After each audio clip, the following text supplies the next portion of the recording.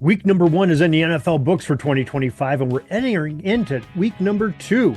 Well, we have our big, bold predictions from week one to cover and see who did better, Ed Kleese or myself. And we're going to bring you week two's coming up with those predictions. So stay tuned right after this. This is the Pigskin Daily History Dispatch, a podcast that covers the anniversaries of American football events throughout history. Your host, Darin is podcasting from America's North Shore to bring you the memories of the gridiron, one day at a time.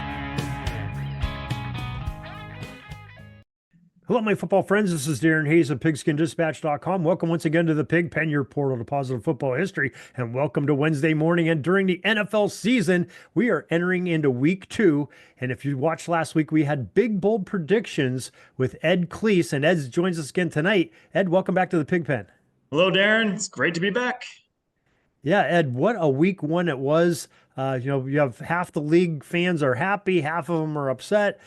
There's a lot going on here. And what are some of your observations you have after week one in the NFL? Well, first of all, it's always just so nice to get back. I always tell everybody that in addition to the games, obviously, I miss the routine and the rhythm of football season so much. So it's so nice to set up. I've got a pretty good little setup with multiple TVs, and you get that going and you settle in, you got food, and it's just so nice to have that back, that routine back.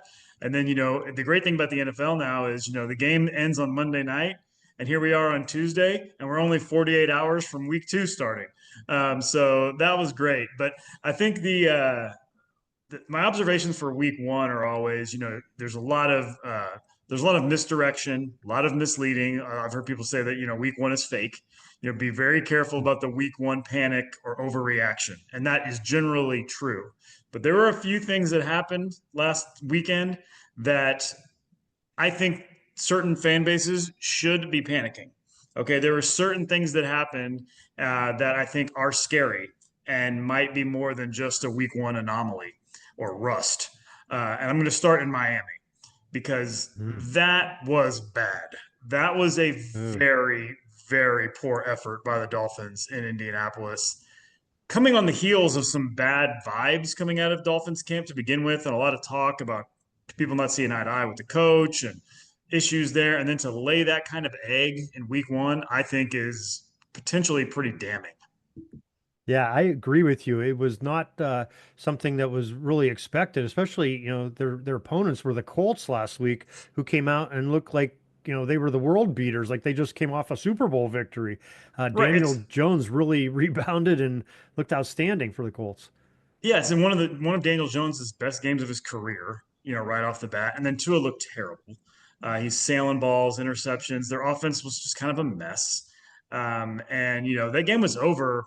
That was the one game of the weekend, really, that was just kind of over very quickly. That was an easy one on the multi-view. Like, okay, that one's getting zapped at the second quarter. We can take this one off the board. We don't need to watch any more Colts Dolphins. The Dolphins eliminated themselves very early from the viewing on Sunday, and I think it's probably. I know McDaniel is like top on the list right now, odds of first coach to get fired, and he didn't do himself any favors. And they've got a game this weekend against New England, and that's very close to must, I'd say, for the Dolphins. It might be one we might be talking about here in a little bit. There you go. Maybe. The other thing, I think it's time. I mean, I think this panic button's already probably been hit already, but with the way he ended last season, maybe it was a little bit better. But I think the Bryce Young thing in Carolina is getting very, very shaky and very scary for Panthers fans. Again, I don't think there was necessarily super high hopes, but the fact that he ended last year on a little bit of an upswing, come out week one against the Jags and not even look average, kind of like reverting to the way he looked at the beginning of last year and the year before. He just looked a little lost. I thought that was going to be a really competitive game, and it wasn't at all. The Panthers offense really did nothing. Young just doesn't look good. And that's a problem. Yeah, I thought it was kind of interesting what happened just a few days prior to last week's games when the Panthers traded Thielen away, who I thought Thielen was sort of, it wasn't like he put up humongous numbers last year, but I think he was sort of a stabilizing older player, veteran voice in a huddle that helped the young quarterback and sort of a security blanket that he no longer has. Yeah, that's the exact term I was going to use. A guy like Thielen is a security blanket. He had a couple good years there for the Panthers, and you're right. He probably kind of helped settle Young down a little bit. But when I watch him, the problem is, obviously he's very small, but he's just not very athletic. He doesn't move all that well. So it's kind of like a double whammy. It's like, every time I watch Bryce Young, he seems like a great guy. But I watch him and it's sort of like, what does he do well? What's the Mhm. strength here? What's the upside? What are we trying to capture? And I think maybe at the end of last year, when he was just sort of okay, we were almost overrating that because it was so much better than terrible. So and at this point, I think it's finger on the button there Yeah, yeah, it's kind of a very walking on eggshells situation there for sure. for the Panthers. Uh, So hopefully they another can one turn it that around. Another one that I don't think is necessarily panic, but would be troubling to me was that very specifically to the Detroit game was how badly their offensive line got manhandled. That was domination by the Packers front, pass and run. Goff had no time. They could not run the ball. Gibbs was stuffed. Montgomery was stuffed. And, it was just a floodgates almost every play. And I know the Lions have remade the middle of their offensive line with the new guards and Ragnow retiring at center. Um, and to see, and maybe it's just some little time to gel. The Packers are good up front, but that is an area where Detroit has been so much better than everybody the last couple of years. And if their line is about to take a big step back, then you have to wonder if maybe their offense is about to take a big step back. Yeah, I thought that was kind of surprising how dominant the Packers defensive line was over I knew with the two new players in there, losing some of that veteran service that the Lions had last year, and Jamar Gibbs and their other David Montgomery couldn't get it going at all. Especially when the Packers just traded away probably their best run stuffer just a few days earlier. And who knew what that shakeup in their defensive line was going to be. Well, it worked out pretty well for them from results of week Yeah, one. yeah. I think if I'm a Lions fan right now, I'm not panicking, but I'm kind of troubled by the O line issue for sure. In addition to losing the coordinators, which everybody's talked about, and it's like, oh man, have our strengths, are they all gone already? And I'm not ready to say that yet about the Lions. I still think there's a lot of talent there, but that was a red flag, if not a panic button, a red flag. But my last one is panic. And that is coming from, I told you a few weeks ago about my buddy Joe, the Cleveland Browns fan, who Mm. has a conspiracy, who thinks everything's a conspiracy against Cleveland. And I cannot believe that they found a way once again in week one it's funny when the Browns fans' expectations are so low and that they somehow still crush them. Somehow that team manages to just stab the knife in the heart of their fans over and over again because they played so well on Sunday. They really did. Their defense was really good. They were incredible in the second half with the holding the Bengals to 7 yards. And and then of course, so now it's the kicker that it's that every week it's a new thing. And so this week was the kicker. The new kid panics, can't make an extra point, misses a gimme field goal with 2 minutes left. It is just it's got to be so painful to be a Browns fan.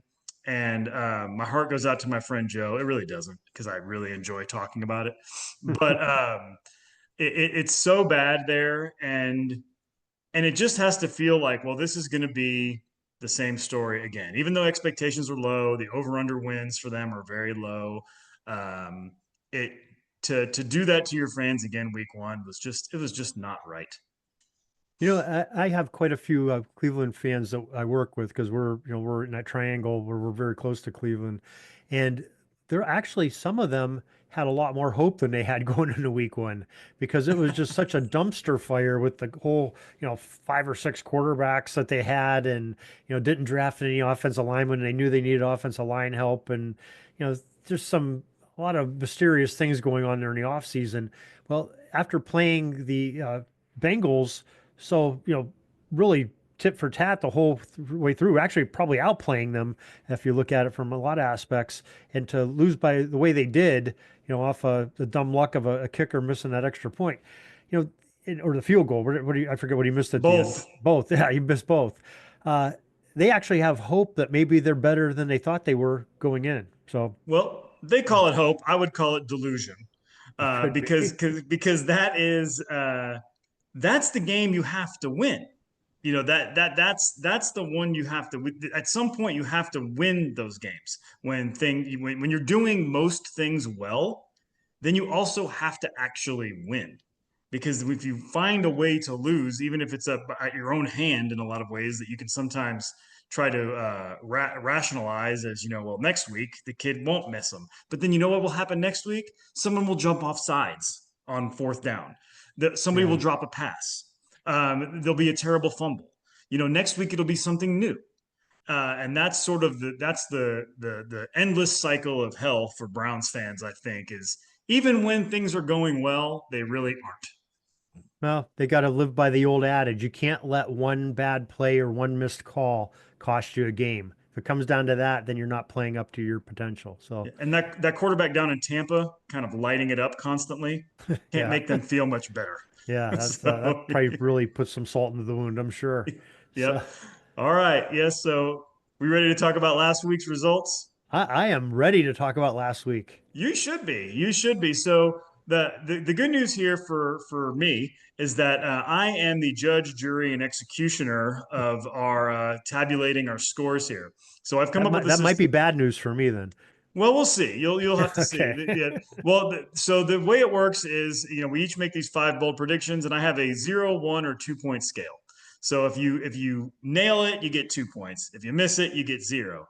If I decide that you were pretty close, but you had the right idea, but it was not quite that you. Well, we'll split the difference and we'll give 1 point.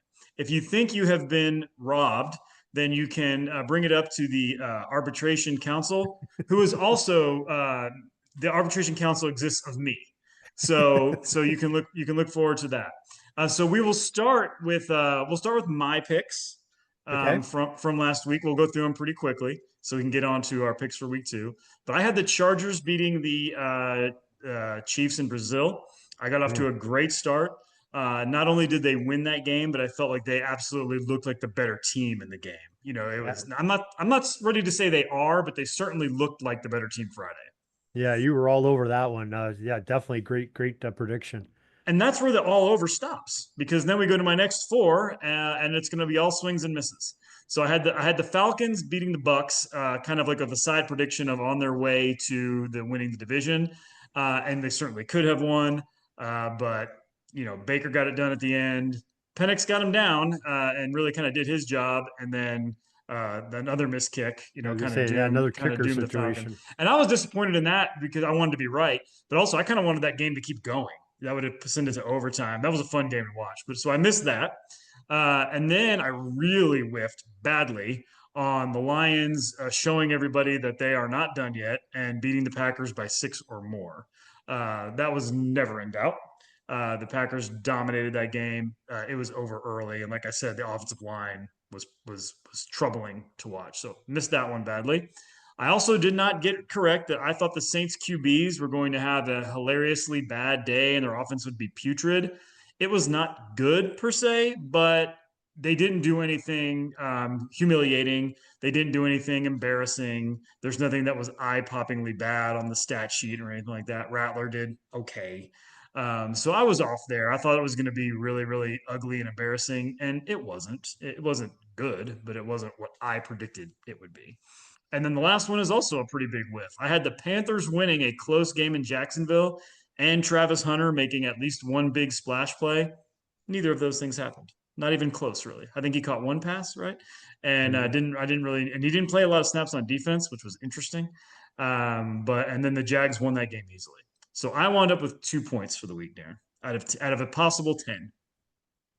Okay. Well, I thought you had some good picks here because I thought the Atlanta Tampa Bay one was interesting, and I was watching that one, and I was actually kind of rooting for you to be right on that one because it was just such a brave pick. But yeah, that missed kick really killed him at the end. So now we move on to yours. And you did better. You did better. You missed on your first one. Yeah. The Cam Ward did not have a rushing touchdown in Denver. You're right that he didn't have a passing touchdown either because the Titans didn't score any touchdowns. But he did not have a rushing touchdown. He didn't do a whole lot with his legs in general. So you got a goose egg on that one. Yeah, I figured. You nailed the opposite of me, of course, was you nailed the Packers winning by 2 scores over the Lions. That's a big 2 points for you right there. You were all over that. Excellent pick. Uh, Burrow, 5 touchdowns, Darin.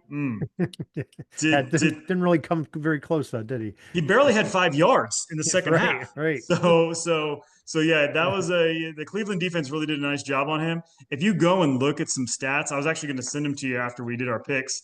I think of Burrow's started like I don't know what it is, like 50 games in his career now. I think 4 or 5 of his worst EPA games are all against the Browns.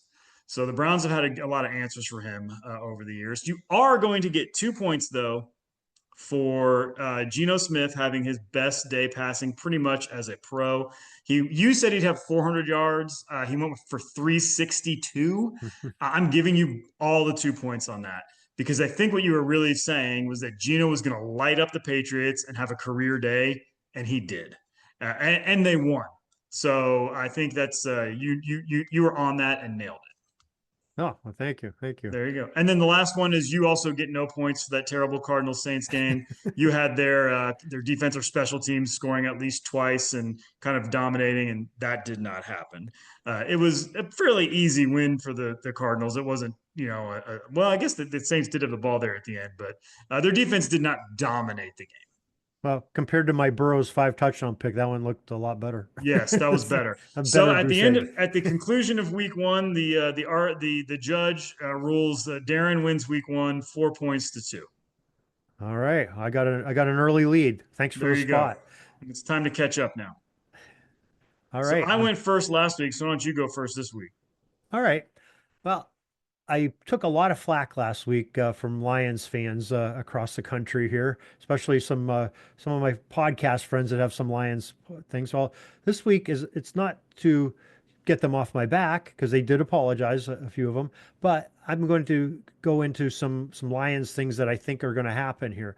I think the Lions are going to come back and roar this week and I'm going to predict that St. Brown and Gibbs are going to combine for 3 touchdowns between the two of them and a Lions win this weekend. I think that's a good pick. I was leaning towards making some sort of Lions pick. I kind of backed off a little bit based on it's like I want to see the O line one more week, but I kind of like that. So 3 touchdowns combined for St. Brown and Gibbs. All right, Yeah. got it, got it. That's a good What you one. got? I'm going to start Thursday night. And this is a hesitation for me because I usually don't like to make predictions about my own team because I am very caught up in all of the different bias that happens when you talk about your own team. So often I'm too pessimistic and sometimes you can be too optimistic. But after what I saw from the Commanders on Sunday, in sort of a very subtle way that I don't think a lot of people maybe that were just kind of glancing at that game would see, is I really, really liked what I saw. I think they are going to go into Green Bay on Thursday night and win that game outright. I think they're gonna win. They're 4 point underdogs, but they're gonna go in and they're gonna win. They're not just gonna cover. They're gonna win the game. Daniels is gonna have a big game. But the number one thing that really stood out to me is the Commanders have 7 guys on defense that played significant snaps on Sunday that were not on the team last year. So I think that's something that went under the radar with their GM Adam Peters signing a lot of guys up front and on the back end. And I realize the Giants are not an offensive juggernaut or anywhere close, but that was complete and utter domination from our defense, of the likes of which we haven't seen in a long, long time. First time in 5 years they didn't allow a touchdown. The pick isn't just a Jaden Daniels will be a hero pick. The pick is the Commanders will go in Thursday night, beat the Packers, and they will look like the better team. Well, I couldn't agree with you more. Actually, that's one of my picks. I'm just going to move it up here as my second pick in agreement with you because I think, first of all, I think Green Bay is going to be on a little bit of a letdown. That was a big emotional win for them, beating the Lions, who sort of getting in their way the last couple years, especially. And I have the Commanders are going to be too much for the pack at Lambeau. but I'm going to have them score the winning points in the last minute of the game to Okay. overcome the Packers. Well, now I kind of want to change my pick there, and I was hoping that maybe I would be him. Now you have me nervous. Now we're totally now it's a double Yeah, yeah, I jinx. might have jinxed you now. Yeah, now it's so now at least I know who to blame when we do this next week. But okay, Commanders last minute. Well, I can tell you this: if number 5 has the ball in the last minute, I'm feeling pretty confident too. So I don't Yeah, think that's a bad pick. if he repeats anything he did last year, look how many of those last second wins they had last year with some miraculous plays. So Yes, they were. All right. So I'm going to move on to another amazing quarterback. And I'm going to say that Patrick Mahomes bounces back and has 3 or more touchdowns in their game against the Eagles. I think this is through touchdown passes, 3 or more touchdown passes, and has a big day against the Eagles. I'm not really ready to pick a winner in that game, but I think Mahomes, at the very least, is going to bounce back, even with all the missing receivers, and he's going to find a way to get it done. He's going to throw for 3 or more touchdown passes, and he's going to give the Eagles defense some fits that he did not give them in the Super Bowl. yeah, that was my one question I was going to ask you. Who's he going to throw to? But that's an interesting pick, especially against the world champs. But hey, could be that revenge game from that Super Bowl loss they had last year. The Eagles may sneakily have a little bit of an issue at corner as well. Yeah, CeeDee Lamb was all over them when he wasn't dropping passes on Thursday. yeah, it should be an interesting game to watch. I like the pick. All right. All right, well, I'm going to go out to the West Coast on my next one, and I'm going to say that Matthew Stafford is going to throw for 330 plus and 3 touchdowns against the Titans. Not a Stafford. big stretch of imagination, not a big bold pick, but I think it's a solid pick. How many touchdowns? 3. 3. Well, you know what? It's a really good segue because that game is my next pick as well. I'm flipping it though. Titans are going to win that game outright. Ooh. Titans are going to win. Titans are going to beat the Rams. I saw a lot of things I liked from the Titans defense on Sunday in Denver.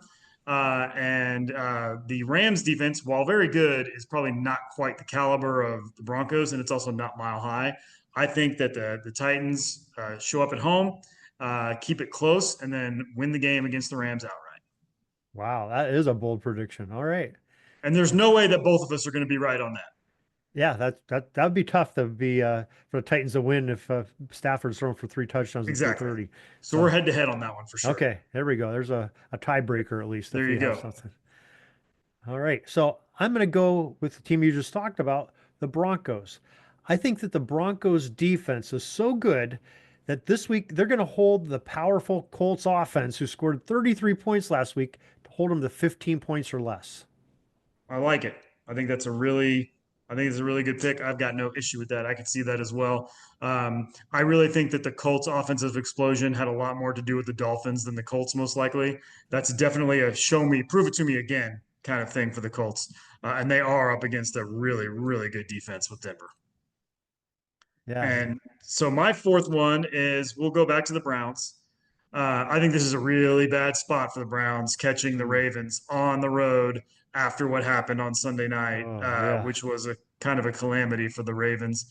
I think the Ravens bounce back big. I think they beat the Browns by 3 scores, so I'm going to say 17 or more points. The Browns defense might be game for a little while in that game, but it won't. They won't be able to hold up, and the Ravens will win that game by 17 or more.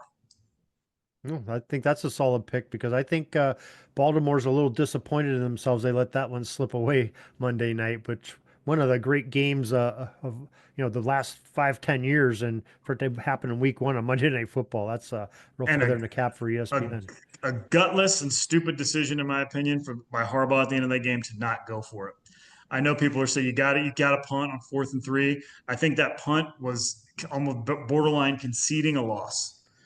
There's no way they could have realistically felt that they were going to stop Allen from getting into field goal range. They should have put that ball in Lamar's hands, say, let's get 3 yards and go home. Yeah. Well, that game saved my fantasy team because I told you I had Jamar Chase. I also had Josh Allen, who really Ha! helped me out Nice. in that game and extending that with Excellent. us all those points at the end. So that really helped. Excellent. Yeah. Excellent. All right. Well, I'm going to go a little bit big here. I don't know how big this is, but I'm going to go to Tampa Bay and say that the Bucks are going to roll the Texans by double digits in Houston. Okay. Well, that is not one of my picks, but I really don't like that one because I think the Texans are going to win that game. So I would be opposite you, but that is not my fifth pick. I think the Texans bounce back on Monday night and beat the Bucks in probably a pretty close game, but I think they bounce back. My last one is also on Monday night. The second Monday night game was in Vegas, and I'm going to be very specific here. The Chargers are going to beat the Raiders, but they're going to do it at the buzzer. It's either going to be overtime or last minute. It's going to be very close, and the game will not be decided until less than 60 seconds left. And the Chargers are going to win. They're going to kind of win a heart, but they're going to break the Vegas's heart a little bit. But people will come out of that game thinking, hey, maybe the Raiders were for real because they're going to be 1-1 with a really close loss to the Chargers. So you're going to say this Coach Harbaugh out on the West Coast isn't going to let us hand off the throttle at the end. No, this Harbaugh's a little. They're different for sure, but this Harbaugh will get the job done at the end. All right. Well, I think I like that pick too. That's a great pick. I've got a couple bonuses like I did last week. Actually, just one big bonus. I think you got some teams that are in big trouble. They're going to go 0-2. And I think that's going to be the Panthers, Titans, Dolphins, Browns, and Giants are all going to sink to 0-2 and start thinking about next season and where they are in the draft pick. All right. Well, I think I'm going to read that list one more time. Panthers, Titans, Dolphins, Browns, and Giants. I know you disagree with the Titans already. I disagree with the Titans. I'm going to agree with the Giants, although I think they're going to keep that game close. I think that's a game where I would like maybe the Giants to maybe cover the spread and keep it close, keep it tight. And I also think there's a chance that the Panthers could upset the Cardinals in the desert. That was a game that was on my radar as maybe a bounce back game. I know that goes contrary to me talking about Bryce Young and it's time to give up on him. But that's a game that just looks a little fishy to me. And that an upset there wouldn't surprise me, but I did not have the guts to call it. So there you go. Yeah, I think we got some interesting picks again this week, and it should be some great conversation next week when we get back together to see the results of this and talk about week 3 with our big bold predictions. Thanks for having me, Darin. I'll see you next week. That's all the football history we have today, folks. Join us back tomorrow for more of your football history. We invite you to check out our website, pigskindispatch.com, not only to see the daily football history, but to experience positive football with our many articles on the good people of the game, as well as our own football comic strip, Cleat Marks Comics. Pigskindispatch.com is also on social media outlets, Facebook, Twitter, Instagram, and don't forget the Pigskin Dispatch YouTube channel to get all of your positive football news and history. Special thanks to the talents of Mike and Gene Monroe, as well as Jason Neff for letting us use their music during our podcast. This podcast is part of the Sports History Network, your headquarters for the yesteryear of your favorite sport. You can learn more at sportshistorynetwork.com.